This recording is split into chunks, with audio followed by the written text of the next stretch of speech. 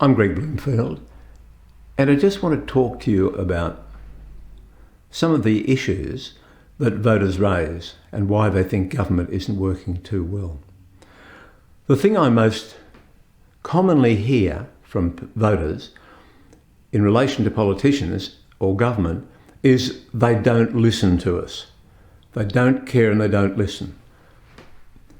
And that's not true at all. We know that they will listen, and if they're not listening to you, then you're not talking their language. And so you need to make a bit of a change in how you approach them. There are a few ways of not influencing government and not influencing politicians.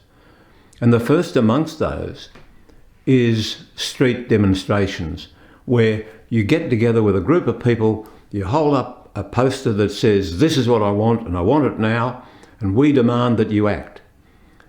And that doesn't work for politicians any more than it would work if you used that technique to influence your teenagers by going to the school recreation area at lunchtime and berating them for having untidy rooms. Politicians don't want the world to think that they govern by being forced to do it by you getting on the street and berating them. Everybody has a sense of ego, and everybody likes to be treated well. Politicians are no exceptions. So protesting is not a good way of getting what you want.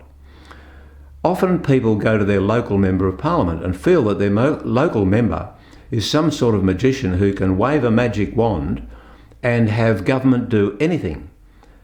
And that illustrates a lack of understanding of how government works, because government is controlled by the parliament that we elect, and in the parliament there is one party that has the greatest number of MPs, and it's the government. There's another party that's the opposition, which has less, and there are some minor parties and some independent members. So your local member hasn't got a great deal of chance of influencing a majority of members in Parliament to get anything done.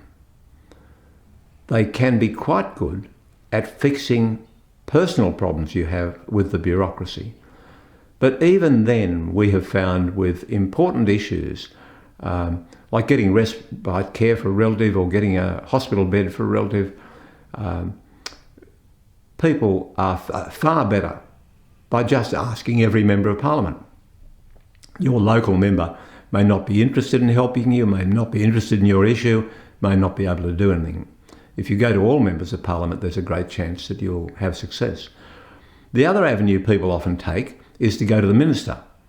And the minister is frantically busy, doesn't necessarily know anything about the portfolio they run, and they are just not necessarily the people to go to either. Again, it's better to go to every member of parliament, and then other parliamentarians can access the minister and ask the minister to do something. They have much more leverage with the minister than you or I will ever have.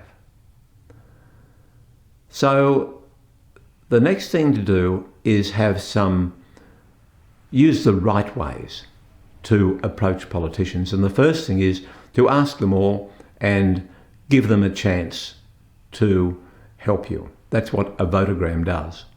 And that was started by Fairgo 30 years ago. But you need to say exactly what it is that you want. Many people stamp their feet and say something's un-Australian or speak in very general terms like fix planning or get better welfare or save the environment or tackle climate change. But that's not helpful to anybody. What you need to do is come up with very specific solutions to the problem you raise. So firstly, focus on the problem, do your research on it, and work out exactly what you want politicians to do. Remember, it's better to provide them with solutions than to provide them with problems. Almost none of us need extra problems in our lives. What we do need is solutions. If the members of Parliament do what you want, And that sometimes takes a bit of liaising, a bit of to and froing with them to talk about the suggestions you're making. But if they do it, then it's very important to thank them for it. And you can thank them with another votogram into Parliament, and you can thank them by letters to the paper or comments on radio or television. Almost daily, we see members of the public criticising politicians for what they've done wrong, and very rarely do we see them thanking them and praising them for what they do right. Negative reinforcement has been proved to be an extremely bad way of trying to get anybody to do anything. Positive reinforcement is the best way to get good results. And if you want a good life in a good society, then the best way for you to get that is by building good relationships with all politicians, not just your local member, and using the access that you have to all politicians to shape your society. So remember that you do in fact have a great voice to Parliament right now. Right now today, you have, every Australian, every single Australian has a good voice to Parliament and a good voice to government. Votograms are dirt cheap. You don't have to do what big business does and pay millions of dollars to professional lobbyists.